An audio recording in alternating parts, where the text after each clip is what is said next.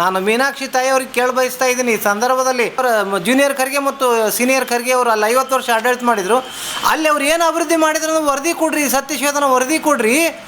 ಬಾಗಲಕೋಟೆಗೆ ಅಂಥ ಬೌದ್ಧಿಕ ದಿವಾಳಿತನ ಯಾರಿಗೂ ಬಂದಿಲ್ಲ. ಕೆ ನೀಲಾ ಅವರು, ಡಾಕ್ಟರ್ ಮೀನಾಕ್ಷಿ ಬಾಳೆ ಅವರು, ಪ್ರೊಫೆಸರ್ ಕಾಶಿನಾಥ್ ಅಂಬುಲ್ಗಿ, ಮೆಹರಾಜ್ ಪಟೇಲ್, ಬಸವರಾಜ್ ಸುಳಿಬಾವಿ, ಮುತ್ತು ಬಿಳೇಲೆ, GS ಪಾಟೀಲ್ ಮುಂತಾದವರು, ಪ್ರಭುಗೌಡ ಮುಂತಾದವರು ನೀವೇನಿದು ಪೂರ್ವಾಗ್ರಹ ಪೀಡಿತರಾಗಿ ಸೌಹಾರ್ದ ಅನ್ನೋ ನಕಲಿ ಹೆಸರಿನ್ಯಾಗ ಈ ಸೌಹಾರ್ದವನ್ನು ಕೆಡಿಸೋ ಕೆಲಸ ಮಾಡಬೇಡ್ರಿ. ಆಡಳಿತ IAS IPS ಅಧಿಕಾರಿಗಳಿಗೆ ಗೊತ್ತಿದೆ, ಆದರೆ ಅವರು ಕೂಡ ಒತ್ತಡದಲ್ಲಿ ಕೆಲಸ ಮಾಡ್ತಾ ಇದ್ದಾರೆ. ನೀವು ಹೋಗಿ ಅವ್ರಿಗೆ ಏನು ಹೇಳಿದ್ರು ನಿಮ್ಮಂಥವ್ರಲಿಂದ ಅವ್ರು ನೋಡಿ ಕಲಿಬೇಕಾಗಿದ್ದು ಏನೂ ಇಲ್ಲ. ಮತ್ತು ಬಾಗಲಕೋಟೆ ಜನರನ್ನು ನಿಮ್ಮಿಂದ ಏನೂ ನೋಡ್ಕೊಂಡು ಕಲಿಬೇಕಾಗಿಲ್ಲ. ಸೌಹಾರ್ದತೆ ಪಾಠ ನಿಮ್ಮಿಂದ ನಮಗೆ ಬೇಕಾಗಿಲ್ಲ ಅಂತ ಈ ಸಂದರ್ಭದಲ್ಲಿ ಹೇಳಿ ಮೊದಲು ಈ ತಂಡದ ಬಗ್ಗೆ ತನಿಖೆ ಆಗಬೇಕು. ಬಾಗಲಕೋಟೆಯಲ್ಲಿ ಶಿವಾಜಿ ಮೆರವಣಿಗೆ ಏನು ನಡೀತಾ ಇತ್ತು, ಆ ಮೆರವಣಿಗೆಯಲ್ಲಿ ಅಥವಾ ಆ ಮೆರವಣಿಗೆಯ ಮುಂದೆ SP ಅವರು ಆ ಜಾಗದಲ್ಲಿರ್ತಾರೆ. ಎಲ್ಲ ಪೊಲೀಸ್ ಸಿಬ್ಬಂದಿಯಲ್ಲಿ ಸೆಕ್ಯೂರಿಟಿ ಆಗಿ ನಿಂತ್ಕೊಂಡಿರುತ್ತೆ. ಆಗ ಅಥವಾ ಆ ಮೆರವಣಿಗೆಯ ಮುಂದೆ ಬರ್ತಕ್ಕಿರೋಂಥದ್ದು ಒಂದು ಪಂಕಾ ಮಸೀದಿ ಅಂತ ಹೇಳಿ. ಆ ಪಂಕಾ ಮಸೀದಿಯ ಮುಂದೆ ಮೆರವಣಿಗೆ ಹಾದು ಹೋಗಬೇಕಾದ್ರೆ ಅಲ್ಲಿ ಕಲ್ಲು ಮತ್ತು ಚಪ್ಪಲಿಗಳು ಬೀಳ್ತವೆ.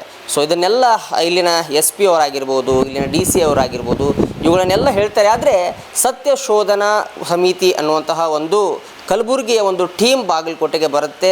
ಇಲ್ಲಿ DC ಅವರನ್ನು ಮತ್ತು SP ಅವರನ್ನು ಹಾಗೆ ಪಂಕಾ ಮಸೀದಿಯ ಒಂದಿಷ್ಟು ಸದಸ್ಯರನ್ನು ಒಂದಿಷ್ಟು ವಿಚಾರಣೆ ಮಾಡಿ ಅಥವಾ ತನಿಖೆಯನ್ನು ಕೈಗೊಂಡು ನಾವು ಈ ಒಂದು ವರದಿಯನ್ನು ಕೊಡ್ತಾ ಇದ್ದೀವಿ ಅನ್ನುವಂಥದ್ದನ್ನು ಸನ್ಮಾನ್ಯ ಡಾಕ್ಟರ್ ಮೀನಾಕ್ಷಿ ಅಂತಕ್ಕಂಥವರು ಹಾಗೆ ನೀಲಾ ಅನ್ನುವಂಥವರು ಇವರು ಒಂದು ವರದಿಯನ್ನು ಕೊಡ್ತಾರೆ. ಹಾಗೆ ಒಂದಿಷ್ಟು ಪತ್ರಿಕಾ ಸ್ಟೇಟ್ಮೆಂಟ್ಗಳನ್ನು ಕೊಡ್ತಾರೆ. ಹಾಗೆ ಒಂದಿಷ್ಟು ಸುದ್ದಿ ಮಾಧ್ಯಮಗಳಿಗೆ ಒಂದಿಷ್ಟು ಬೈಟ್ಗಳನ್ನು ಸಹ ಕೊಡ್ತಾರೆ. ಆ ನಿಟ್ಟಿನಲ್ಲಿ ನಮ್ಮ ಜೊತೆ ಬಾಗಲಕೋಟೆಯ BJP ವಕ್ತಾರರಾಗಿರುವಂತಹ ಸತ್ಯನಾರಾಯಣ್ ಹೇಮಾದ್ರಿ ಏನಿದ್ದಾರೆ ಅವ್ರನ್ನ ಮಾತನಾಡಿಸ್ತಾ ಹೋಗೋಣ. ಈ ವರದಿಯ ಬಗ್ಗೆ ಅವ್ರು ಏನು ಹೇಳ್ತಾರೆ ಅನ್ನೋದನ್ನು ಕೇಳ್ತಾ ಹೋಗೋಣ. ನೋಡಿ ಪ್ರವೀಣ್ ಅವರೇ, KTTV ವೀಕ್ಷಕರಿಗೆ ನಿಮ್ಮ ಮುಖಾಂತರ ನಮಸ್ಕಾರಗಳನ್ನು ತಿಳಿಸುತ್ತಾ ನಾನು ಹೇಳ್ತಾನೆ, ಏನು ಈ ಯಾವುದು ಇವತ್ತು ಮುದ್ರಣ ಮಾಧ್ಯಮದಾಗೂ ಈ ವರದಿಗಳು ಪ್ರಿಂಟ್ ಆಗಿದ್ದಾವೆ, ಅದನ್ನು ನೋಡ್ತಾ ಇದ್ದೀನಿ. ದೃಶ್ಯ ಮಾಧ್ಯಮದ ಮುಖಾಂತರ ತಮಗೆ ನಾನು ಈ ಸಮಿತಿ ವಿಚಾರವಾಗಿ ನಾನು ಮಾತನಾಡೋದು ಏನು ಅಂತಂದರೆ, ಏನು ಈ ಸೌಹಾರ್ದ ಕರ್ನಾಟಕ ಸತ್ಯಶೋಧನಾ ಸಮಿತಿ ಅಂತ ಅನ್ನುವಂಥ ಒಂದು ತಥಾಕಥಿತ ಬ್ಯಾನರ್ನಾಗ ಇವ್ರು ಬಂದಿದ್ದಾರೆ. ನನಗೆ ಈ ಸೌಹಾರ್ದ ಅನ್ನೋ ಶಬ್ದನ ಇವರು ಅದಕ್ಕೆ ಅಪಭ್ರಂಶ ಮಾಡಿಕೊಂಡು ಇವತ್ತು ಹೋಗ್ತಾ ಇದ್ದಾರೆ ಅಂತ ನಾನು ಹೇಳ್ತಾ ಇದ್ದೀನಿ.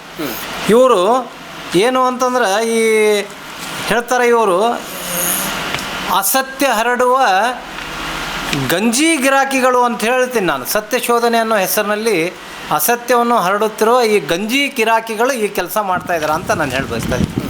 ಯಾಕೆ ಅಂತಂದ್ರೆ ನೋಡಿ, ಈ ಘಟನೆಯನ್ನು ಇಲ್ಲಿಯ ಹಾಲಿ ಶಾಸಕರು ಹಾಲಿ ಶಾಸಕರಂತರೂ ಇಲ್ಲ, ಇಲ್ಲಿಯ ಮಾಜಿ ಶಾಸಕರು, ಸಂಸದರು ಮತ್ತು MLCಗಳು ಪ್ರತಿಯೊಬ್ಬರು, ಇಲ್ಲಿ ಉಸ್ತುವಾರಿ ಮಂತ್ರಿಗಳು ಹಿಡಿದು ಪ್ರತಿಯೊಬ್ಬ ಸಚಿವ, ಮಂತ್ರಿಮಂಡಲದ ಹಲವಾರು ಸಚಿವರು, ಮುಖ್ಯಮಂತ್ರಿಗಳವರೆಗೆ ಈ ಘಟನೆಯನ್ನು ಖಂಡನೆ ಮಾಡಿದ್ದಾರೆ. ಸ್ಪಷ್ಟವಾಗಿ ಖಂಡನೆ ಮಾಡಿ ಸರಿಯಲ್ಲ ಅನ್ನುವಂಥದ್ದನ್ನು ವ್ಯಕ್ತ ಮಾಡಿದ್ದಾರೆ. ಮತ್ತು ಇವರು ಇನ್ನೊಂದು ಹೇಳ್ತಾರೆ, ಇಲ್ಲಿ ಏನು ಹೇಳ್ತಾರೆ ಅಂತಂದ್ರೆ, BJPಯವರು ಸಂಘ ಪರಿವಾರದವರು ಈ ಘಟನೆ ಮಾಡೋಕ್ಕೆ ಕಾರಣೀಭೂತರಾಗಿದ್ದಾರೆ ಚುನಾವಣೆ ದೃಷ್ಟಿಕೋನದಿಂದ ಅಂತೇಳಿ. ಬಾಗಲಕೋಟೆಯಲ್ಲಿ ಆದ ಮಾರನೇ ದಿವಸ ಕಲಬುರಗಿ ಜಿಲ್ಲೆಯಲ್ಲಿ ಒಂದು ಕೂಡ ಘಟನೆ ಇದೇ ರೀತಿ ಶಿವಾಜಿ ಮೂರ್ತಿ ಮೇಲೆ ಕಲ್ಲೆಸಿದ್ರಲ್ಲ, ಈ ತಾಯಿ ಹೇಳಬೇಕು ಅಲ್ಲಿ ಯಾವ ಚುನಾವಣೆ ಇದೆ ಅಂಥೇಳಿ. ಒಂದು ನಾಗಮಂಗಲದಾಗ, ಮದ್ದೂರಿನಾಗ, ಮತ್ತು ಈ ಮೈಸೂರು ಉದಯಗಿರಿ ಇರ್ಬೋದು, ಈ ಹಲವಾರು ಕಡೆ ಈ ಎಲ್ಲ ಗಣಪತಿ ವಿಸರ್ಜನಾ ಮೆರವಣಿಗೆ ಮೇಲೆ ಕಲ್ಲು ತೋರಿದ್ರಲ್ಲ, ಅಲ್ಲಿ ಯಾವ ಮೆರವಣಿಗೆ ಇತ್ತು ತಾಯಿ ಹೇಳ್ಬೇಕಲ್ಲ ನೀವು. ಏನೋ ಒಂದು ಸತ್ಯಶೋಧನಾ. ಆಮೇಲೆ ನಿನ್ನೆ ಶಿವಮೊಗ್ಗದಾಗ SSLC ವಿದ್ಯಾರ್ಥಿಯನ್ನು ಕೊಲೆ ಮಾಡ್ತಾರೆ. ಇದು ಒಂದು ಕಡೆ ಅಲ್ಲ, ಚಿಕ್ಕಮಗಳೂರಿನಾಗ ಮನೆ ಮೇಲೆ ಕಲ್ಲು ತೋರುವಂಥ ಘಟನೆ. ಇದು ಒಂದೇ ಕಡೆ ಆಗ್ತಾಯಿಲ್ಲ, ಇಡೀ ರಾಜ್ಯಕ್ಕೆ. ಇದು ಸೌಹಾರ್ದ ಕರ್ನಾಟಕ ಹೌದಾ ಅಂತ ಮೊದಲಕ್ಕೆ ಇವರು ಉತ್ತರ ಹೇಳಬೇಕು. ಕಳೆದ ಹೆಚ್ಚು ಕಡಿಮೆ 3 ವರ್ಷ ಆಗಕ್ಕೆ ಬರ್ತದೆ. ನಾಳೆ ಮೇಕೆ 3 ವರ್ಷದಾಗ ಕರ್ನಾಟಕ ರಾಜ್ಯ ಯಾವ ಕಡೆಗೆ ನಡೆದತಿ? ಸಂಪೂರ್ಣ ಕಾನೂನು ಸುವ್ಯವಸ್ಥೆ ಹದಗೆಟ್ಟು ಹೋಗ್ಯದ. ಇದು ಕೇವಲ ತುಷ್ಟೀಕರಣದ ಮುಸಲ್ಮಾನರ ಆಡಳಿತ ಇರ್ತಕ್ಕಂಥ ಒಂದು ಸರ್ಕಾರ ಅಂತ ನಾನು ನೇರವಾಗಿ ಆರೋಪ ಮಾಡಿ ಬಯಸ್ತಾ ಇದ್ದೀನಿ. ಮತ್ತು ಇನ್ನೂ ಒಂದು ಇವ್ರು ಹೇಳ್ತಾರೆ, ಏನು ನೀವು ಇಲ್ಲಿ ಅಲ್ಲಿಂದ ಬಂದಿರಾ? ಎಲ್ಲಿಂದ? ಕಲಬುರ್ಗಿಲಿಂದ ಇಲ್ಲಿಗೆ ಬಂದಿದ್ದೀರಾ? ನಿಮ್ದೊಂದು ತಂಡ ಕಟ್ಕೊಂಡು ಬಂದಿದ್ದೀರಾ? ನಿಮಗೆ ಯಾರು ಇದನ್ನು ವರದಿ ಕೇಳಿದರು? ನಾನು ನಿಮ್ಗೆ ಒಂದು ಈ ಮೀನಾಕ್ಷಿ ತಾಯಿಗೆ ನಾನು ಒಂದು ಕೇಳಿ ಬಯಸ್ತಾ ಇದ್ದೀನಿ. ನಿಮ್ಮ ಕಲಬುರ್ಗಿ ಒಳಗೆ ಪರ್ ಕ್ಯಾಪಿಟ ಇನ್ಕಮ್ ಏನದ, ತಲಾ ಆದಾಯ ಏನದ, ಆಮೇಲೆ ಅಲ್ಲಿ ಇಂಡಸ್ಟ್ರಿಗಳು ಏನು ಬಂದಾವು, ಎಷ್ಟು ಅಭಿವೃದ್ಧಿ ಆಗ್ಯದ, ಅಲ್ಲಿ ಎಜುಕೇಷನ್ ಏನೈತಿ ಪರಿಸ್ಥಿತಿ? ಇವತ್ತು ರಾಜ್ಯದಾಗ ಪೂರ್ತಿ ಕೆಳಗಿನ ಅದು ಆ ಭಾಗ ಪೂರ್ತಿ ಕೆಳಗಿನ ಸ್ಥಾನದಾಗ ಅದ, ಕೆಳಗಿನಿಂದ ನಂಬರ್ 1 ನಂಬರ್ 2 ಇದಾವೆ. ಮತ್ತು ಇನ್ನೂ ಒಂದು ಅಲ್ಲಿ ಇಂಡಸ್ಟ್ರಿಗಳ ಅಭಿವೃದ್ಧಿ ಏನಾಗಿದೆ? ನೀವು IT-BT ಸಚಿವರಾಗಿ ಏನು ಮಾಡಿದಿರಿ? ನಿಮ್ಮ ತಂದೆಯವರು ಏನು ಖರ್ಗೆ ಅವರು ಮತ್ತು ಖರ್ಗೆ ಅವರ ಜೂನಿಯರ್ ಖರ್ಗೆ ಮತ್ತು ಸೀನಿಯರ್ ಖರ್ಗೆ ಅವರು ಅಲ್ಲಿ 50 ವರ್ಷ ಆಡಳಿತ ಮಾಡಿದರು. ಅಲ್ಲಿ ಅವ್ರು ಏನು ಅಭಿವೃದ್ಧಿ ಮಾಡಿದ್ರು ವರದಿ ಕೊಡ್ರಿ, ಸತ್ಯಶೋಧನ ವರದಿ ಕೊಡ್ರಿ. ಬಾಗಲಕೋಟೆಗೆ ಅಂಥ ಬೌದ್ಧಿಕ ದಿವಾಳಿತನ ಯಾರಿಗೂ ಬಂದಿಲ್ಲ. ನಾನು ಮೀನಾಕ್ಷಿ ತಾಯಿಯವ್ರಿಗೆ ಕೇಳಿ ಬಯಸ್ತಾ ಇದ್ದೀನಿ ಈ ಸಂದರ್ಭದಲ್ಲಿ, ನೀವು ನಿಜವಾಗಿ ಏನಾದರೂ ವರದಿ ಕೊಡಬೇಕಾಗಿದ್ದರೆ ಅಲ್ಲಿ ಇವು ಎಲ್ಲ ಚಿಂತನೆಗಳನ್ನು ವರದಿ ಮಾಡಿರಿ. ಕಲ್ಯಾಣ ಕರ್ನಾಟಕದ ಬಗ್ಗೆ ನಿಮ್ಮ ಚಿಂತನೆ ಇತ್ತಪ್ಪ ಅಂತಂದರೆ ಅದನ್ನು ವರದಿ ಮಾಡೋದು ಬಿಟ್ಟು ಇಲ್ಲಿ ಬಂದು ಈ ರೀತಿ ಮಾಡೋದು ಸಮಂಜಸ ಅಲ್ಲ. ಏನು ನೀವು ಕಮ್ಯುನಿಸಮ್ ಅನ್ನೋದು ಪೂರ್ತಿ ನಶಿಸಿ ಹೋಗೈತಿ. ಎಲ್ಲೋ ಒಂದಿಷ್ಟು ನಿಮ್ಮಂಥವ್ರು ಏನು ಪಳೆಯುಳಿಕೆಗಳು ಇವತ್ತು ಕಾಂಗ್ರೆಸ್ಸಿನ ಮುಖ ಹಾಕ್ಕೊಂಡು ಯಾವುದೋ ಒಂದು ಇಂಥ ಒಂದು ಬ್ಯಾನರ್ ನಡಿಯೊಳಗೆ ಕೆಲಸ ಮಾಡಕತ್ತೀರಿ. ಇದನ್ನು ಬಂದ್ ಮಾಡಿರಿ. ನೀವು ಈಗ ಹಿಂಸಾತ್ಮಕ ನಕ್ಸಲಿಸಮ್ ಇತ್ತು, ಅದು ಈ ತಿಂಗಳ ಕೊನೆ ಅನ್ನೋದ್ರಾಗ ಮುಗಿತದೆ ಅನ್ನೋದು ಈ ದೇಶದ ಗೃಹ ಮಂತ್ರಿಗಳು ದೇಶಾದ್ಯಂತ ಅದು ಕ್ಲೋಸ್ ಆಗ್ತಾ ಇದೆ, ಆ ಹಿಂಸಾತ್ಮಕ ನಕ್ಸಲಿಸಮ್. ಆದರೆ ಬೌದ್ಧಿಕ ನಕ್ಸಲಿಸಮ್ ಇನ್ನೂ ಜೀವಂತ ಐತಿ ನಿಮ್ಮಂಥವ್ರ ಮುಖಾಂತರ. ನಿಮ್ಮಂಥವ್ರು ಇನ್ನೂ ಈ ಬೌದ್ಧಿಕ ನಕ್ಸಲಿಸಮ್ ಇಟ್ಕೊಂಡಿರಿ. ಅದಕ್ಕೆ ನಿಮಗೆ ಇದನ್ನು ವರದಿ ಕೊಡೋಕ್ಕೆ ಯಾರು ತಿಳಿಸಿದ್ರು? ಅಥವಾ ಇದಕ್ಕೆ ನೀವೇನು ತೊಗೊಳ್ತಾ ಇದ್ದೀರಿ? ಆಮೇಲೆ ನೀವು ಯಾವುದೋ ಒಂದು NGOದಾಗ ಏನೋ ಮಾಡ್ತಾಯಿದ್ದೀರಿ, ಅಥವಾ ನಿಮಗೇನಾದರೂ ಸಂವಿಧಾನಕ್ಕೆ ಹುದ್ದೆ ಐತಾ? ಅದಕ್ಕೆ ತಮ್ಮದೊಂದು NGO ಇದೆ ಅಂತೇನೋ ನಂಗೆ ತಿಳಿದು ಬಂತು, ಮಿತ್ರರಿಂದ, ಮಾಧ್ಯಮ ಮಿತ್ರರಿಂದ ತಿಳಿದು ಬಂತು. ಆದರೆ ನಾನೇನು ಕೇಳ ಬಯಸ್ತಾ ಇದ್ದೀನಿ ಈಗ ಈ ಸಂದರ್ಭದಲ್ಲಾಗೆ, ನಿಮ್ದು ಯಾವ NGO, ನೀವು ಎಲ್ಲಿಂದ, ನಿಮ್ಮ ಸಂಪನ್ಮೂಲ ಎಲ್ಲಿದು, ರಿಸೋರ್ಸ್ ಎಲ್ಲಿದು, ಇವನ್ನೆಲ್ಲ ತನಿಖೆ ಆಗಬೇಕು. ನಾನು ಸರ್ಕಾರಕ್ಕೆ ಆಗ್ರಹ ಮಾಡ್ತಾಯಿದ್ದೀನಿ, ಇವರು ಸತ್ಯಶೋಧನಾ ವರದಿ ತೊಗೊಳ್ರಿ, ಇವರು NGO ತನಿಖೆ ಮಾಡಿರಿ. ತನಿಖೆ ಮಾಡಿದರೆ ಬಹುಶಃ ನನಗೇನು ಅನ್ನಿಸ್ತದೆ ಅಂದರೆ, ಏನು ಬುರುಡೆ ಪ್ರಕರಣ ಐತದ, ಧರ್ಮಸ್ಥಳ ಬುರುಡೆ ಪ್ರಕರಣ, ಅಂಥದ್ದು 2ನೇ ಬುರುಡೆ ಇವ್ರು ಆಗ್ಬೋದು ಅಂತ ನನಗೆ ಅನ್ನಿಸ್ತದೆ ನಿಶ್ಚಿತವಾಗಿ. ಅದಕ್ಕೆ ನೋಡ್ರಿ, ಮತ್ತು ಇವ್ರು ಇನ್ನೊಂದು ಹೇಳ್ತಾರೆ, ಅವರು ಬಂದು ಆ ಮಸೀದಿ ಮುಂದೆ ಕೂಗಿದ್ರು, ಗಲಾಟೆ ಮಾಡಿದರು ಅಂತ. ನಾನು ಈ ತಾಯಿಗೆ ಹೇಳ್ತಾ ಇದ್ದೀನಿ, ಸೌಹಾರ್ದ ಅಂತ ಹೆಸರಿಟ್ಕೊಂಬಂದಿರಲ್ಲ. ನಾವು ನೋಡ್ರಿ, ಹಿಂದೂಗಳು ಒಂದು ವರ್ಷ ಪೂರ್ತಿ 365 ದಿವಸ ಪ್ರತಿನಿತ್ಯ 5 ಸಲ ಇವ್ರು ಕೂಗ್ತಾರಲ್ಲ. ಎಷ್ಟು ಸಲ ಆತ್ರಿ ಒಂದು ವರ್ಷಕ್ಕೆ? 1825 ಸಾರಿ, 1825 ಸಾರಿ, 4 ನಿಮಿಷ ಹಿಡಿದ್ರು ಸರಿ ಸುಮಾರು 7,500 ತಾಸುಗಳು. ಆಮೇಲೆ ಮತ್ತೇನು ಹೇಳ್ತಾರೆ ಇವರು ಅಂತಂದರೆ, ನಮ್ಮ ದೇವರೊಬ್ಬನೇ ದೇವರು, ಇನ್ಯಾರೂ ದೇವರಿಲ್ಲ ಅಂತ ಹೇಳ್ತಾರೆ. ಅದನ್ನು ನಾವು ಕೇಳ್ಕೊಂಡು ಸಹನೆ ಮಾಡ್ಕೊಂಡು ಇದೀವಲ್ರಿ ತಾಯಿ, ನಿಮಗಿದು ಅರ್ಥ ಆಗೋದಿಲ್ಲೇನು? ನೋಡ್ರಿ, ಹಿಂದೂಗಳು ಏನು ವಸುದೈವ ಕುಟುಂಬ ಅಂದ್ಕೊಂಡವರು ಸ್ವಧರ್ಮನಿಷ್ಠೆ ಪರಧರ್ಮ ಸಹಿಷ್ಣುತೆಯನ್ನು ಹಿಂದೂಗಳಿಗೆ ಯಾರೂ ಕಲಿಸಬೇಕಾಗಿಲ್ಲ. ನಾನು ಏನು ಈ ತಂಡ ಇವತ್ತು ನೋಡ್ತಾ ಇದ್ದೆ, ಯಾರ್ಯಾರು ಇವರು,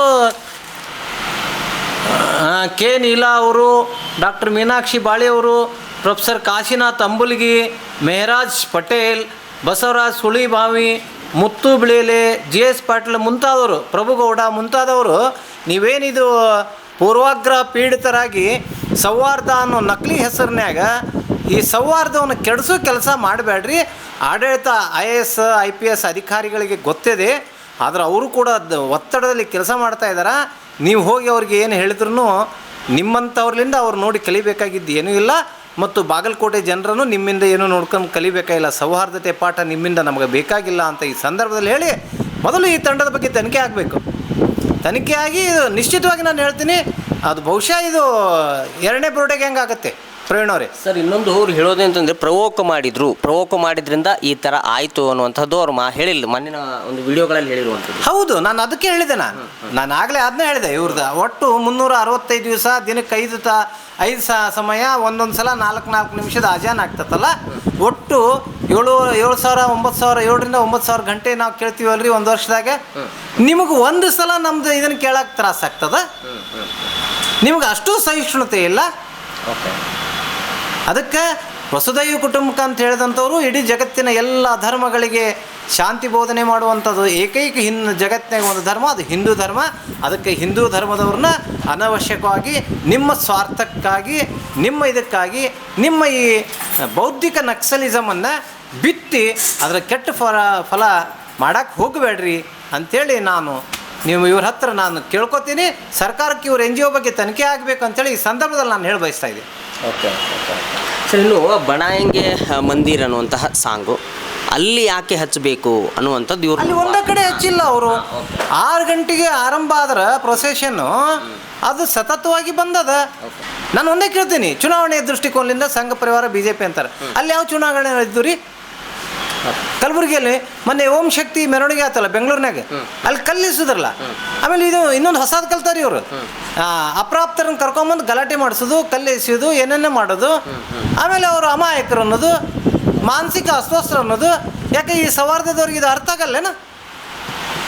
ಸೌಹಾರ್ದ ಒನ್ ವೇ ಟ್ರಾಫಿಕ್ ಅದು. ಮೀನಾಕ್ಷಿ ತಾಯಿ ಇಂಥವು ನೋಡ್ರಿ ಹೋಗಿ. ನಾನು ಕೇಳಬಯಸ್ತಾ ಇದ್ದೀನಿ ನಿಮಗೆ, ಅದು ಹೆಂಗೆ ಕೇಳೋಕ್ಕಾಗಲ್ಲ ನಿಮಗೆ? ಇದು ನೀವು ಕೇವಲ ಈ ರೀತಿ ಏಕಪಕ್ಷೀಯವಾಗಿ ಇದೊಂದು ಕಾಂಗ್ರೆಸ್ ಕೃಪಾಪೋಷಿತ ಸೌಹಾರ್ದ ವೇದಿಕೆ ಮಾಡೋಕ್ಕೆ ಹೋಗಬೇಡ್ರಿ. ತಮ್ಮಲ್ಲಿ ಪ್ರಾಮಾಣಿಕ ಏನರ ಕಳಕಳಿ ಇತ್ತಂದ್ರೆ ನಿಜವಾದ ಸೌಹಾರ್ದ ಮಾಡಿರಿ. ಅದಕ್ಕೆ ತಮಗೂ ಒಳ್ಳೆಯದು, ನಾಡಿಗೂ ಒಳ್ಳೆಯದು, ಜನಕ್ಕೆ ಒಳ್ಳೆಯದಾಗ್ತದೆ. ಅದನ್ನು ಬಿಟ್ಟು ಈ ರೀತಿ ಯಾವುದೋ ಒಂದು ಕಾಂಗ್ರೆಸ್ ಕೃಪಾಪೋಷಿತ ನಾಟಕ ಮಂಡಳಿ ಮುಖಾಂತರ ನಿಮ್ಮ ಟೂಲ್ ಕಿಟ್ ಮುಖಾಂತರ ಇಂಥ ಕೆಲಸಗಳನ್ನು ಮಾಡೋದು ಇದು ಸಮಾಜ ವಿರೋಧಿ ಕುಕೃತ್ಯ ಅಂತ ನಾನು ಈ ಸಂದರ್ಭದಲ್ಲಿ ಅವ್ರಿಗೆ ತಿಳಿಸ್ಬಯಸ್ತಾ ಇದ್ದೀನಿ.